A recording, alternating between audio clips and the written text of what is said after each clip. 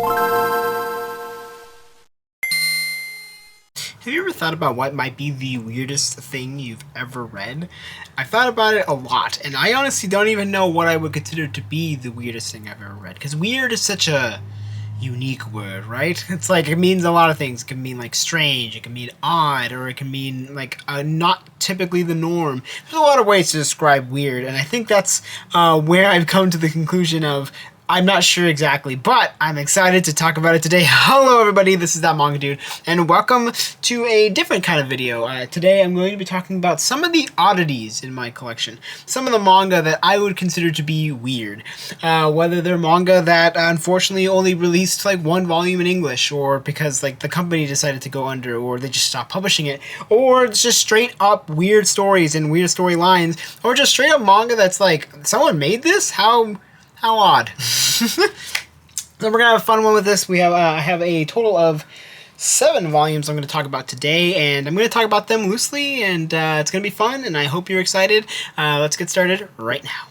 Okay, so up first, this is a manga that only released one volume out in English before I believe the company either went kaput or they just stopped publishing it, and that is Dream Gold: Nights in the Dark City from Tatsuro Nakanishi. I read this, I believe last year, or maybe it was early this year, and I thought it was okay. It's got a kind of an interesting premise, like they're in like this sci-fi world, and he's like out here trying to figure out this kind of mystery about the city itself with all those keys and things like that, and the art's really cool, and like the story's pretty interesting, but for whatever reason there's only one volume out in English, and then the company decided to just go bye-bye, the company being ADV Manga. So it's one of those series, like a lot of series, where the company just decided to either not decided, they either went bankrupt or they just stopped publishing it. This is one of many in my collection of series like that, but I just wanted to show one off and talk about it because it is something that's kind of weird, right? Like one of those, a series that just never finished in English, which is almost unheard of nowadays. Alright, and now in terms of strange series just in general, these are, I would say, about the story themselves. Ninja Sarutobi Sasuke from Sugiura Shigeru is such a weird manga. Follows the story about this guy here in the front, who is just this absolutely wacky ninja that's able to kind of like break the world, kind of break and destroy just like the idea of everything. It is such an odd, very meta manga, and kind of just like cutting in and out of like historical areas, and like the art style being very simplified for certain sections, but then being like completely realistic for others. It makes for such an odd and just a very entertaining read. It is so out there, it's so strange, but it's so funny. Something about it just hits like perfectly, and it's one of those manga that's actually like pretty old as well. So for it to be as old as it is and having all these like kind of strange meta moments, like what is this? Like, why are there fully drawn rendered characters among like these like kind of Osamu Tezuka-esque like characters? It's so weird, but I do love it. I had a great time with this one, and if you get a chance to read this, you should. It's honestly a lot of fun.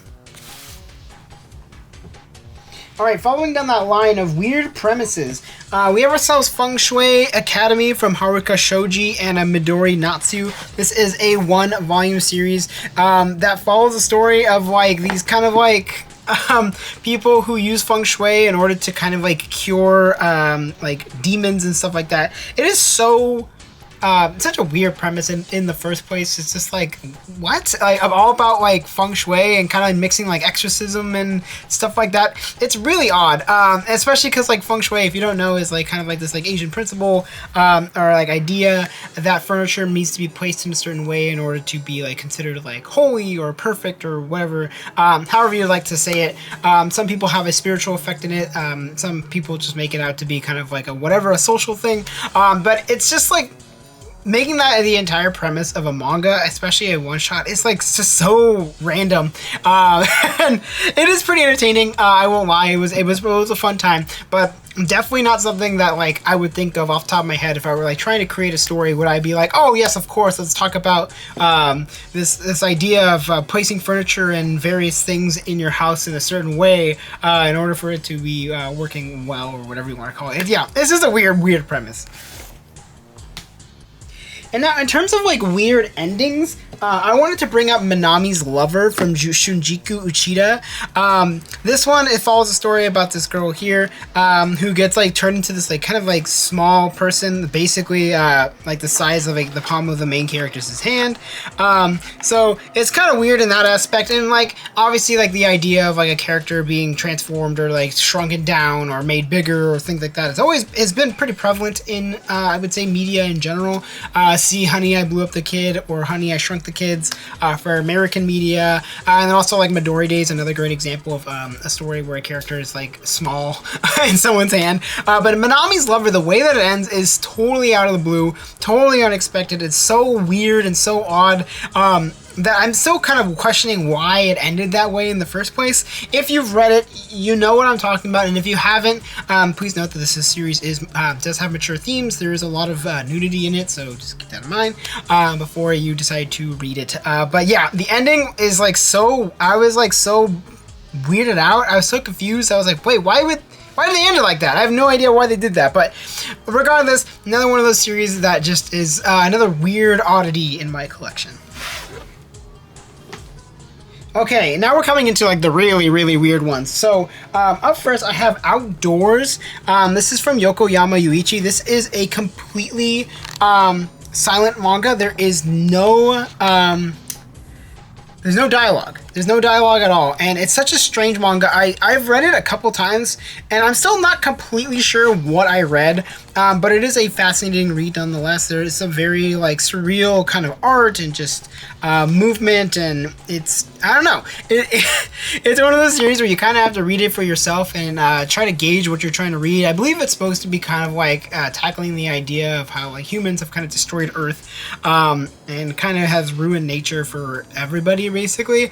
At least that's what I was able to somewhat gauge. But like, it is so weird. It's such a strange manga. And if you're looking for like a very surreal kind of thing, I would say check it out. It is it's very, very weird. Probably one of the weirdest things I do own and have personally read. Alright, more on like this is such a weird thing to release in America. That is Project X. So Project X was the series of manga that came out in English that kind of talked about various like Japanese companies and their origins and stuff like that in manga form. So the one that I have here, this is the cup noodle one. So the miracle of 8.2 billion served, the magic noodle Nissin, I actually don't know how to pronounce it, I'm so sorry. Nissin, I believe. Cup noodle from Tadashi Kato. Yeah, I actually read this recently, and I will be talking about it in a reading log recently. But yeah, follows the story about how cup of noodles came about. It's just such a weird little thing that kind of came out in English a while back. I believe there's also one for the Nissan Fairlady, I believe, and then there is one for one other Japanese company. I can't remember off the top of my head, but such a weird like kind of set of things, especially coming out at the time that it did, which I believe was like in like I want to say like the late 90s for this one. Because it's like, out of all the things that you could be publishing in English, this is like not something that I would say most people were wanting to read in English at the time. Maybe I'm crazy to say that, but I think manga being as popular as it is now, I think this would be a great manga to release nowadays, because there's a lot more people interested in it, a lot more people who want to kind of read these kind of like out there things, more biographical stuff. I am a huge fan of biographical manga, and this one was awesome as well. But it's hard to not say that like this is totally cool, totally normal, because it is weird. It's very strange. But I loved it. I thought it was great, and it was very informative. I actually really liked it for that reason. And then the final manga, which I actually don't have on me right now, I believe I put it into storage because it's not a manga that I'm planning on reading again anytime soon, but it is probably the weirdest manga that I own, so unfortunately I really wish I had it. But I'm going to be putting it on screen here. This is Math Girls. It's an educational manga that's all about teaching you about math and like teaching about a very specific kind of math too. Like it's like extremely, I would say, advanced set of mathematics. I was confused when I saw it. When I was like, wait, what is this? This is so weird. So when I picked it up and I read it, I'm like, oh, this is like not great. But that's because it's mostly there to teach you about math, and there's like kind of like this like romance that they're kind of trying to push in the story, and it's just kind of weird. I don't know. I wasn't a big fan of the story itself, but it's like it's one of those things where I'm just like, why is this even like released? Like who asked for this? Like it's one of those things that, especially in English too, because it's like manga form for like an advanced form of mathematics. Like, who wants this? Who wants to read this? I guess I did because I bought it. So, yeah, it was definitely a strange read, and probably one of the weirdest things I do own in my collection up to this date. Okay, and last but not least, I just want to talk about this one. This one I haven't personally read just yet, but I know it's going to be a strange read nonetheless. That is going to be Japan Incorporated, with an introduction by Peter Deuce. This is the Introduction to Japanese Economics. Yes, sirree, boss, you read that right. This is the Introduction to Japanese Comics. And wait, who is the mangaka? Shotaro Ishinomori, one of the most famous mangaka of his time. Like, it's so weird. This whole release is so strange. So one, this is a University of California press from Berkeley of all things, okay? What the heck? You have a back blurb from the University of California, Berkeley, as well as the Far Eastern Economic Review. This is such a weird, what is this? Like, why did they release this? Like, it's so odd. I have like this cool stamp in it, and this is the Library of Hugo D. Mechanis, I think is how you say his name. I don't know who that is per se, but it's cool, I guess, to have this. Yeah, the University of California Press, Berkeley and Los Angeles. Like, what?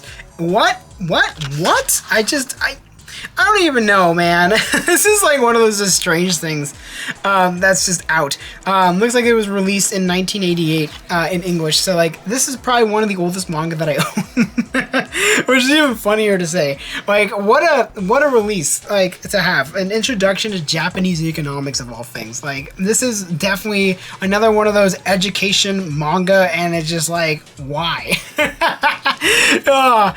I love that I own it. I got it for like $1 way back in the day.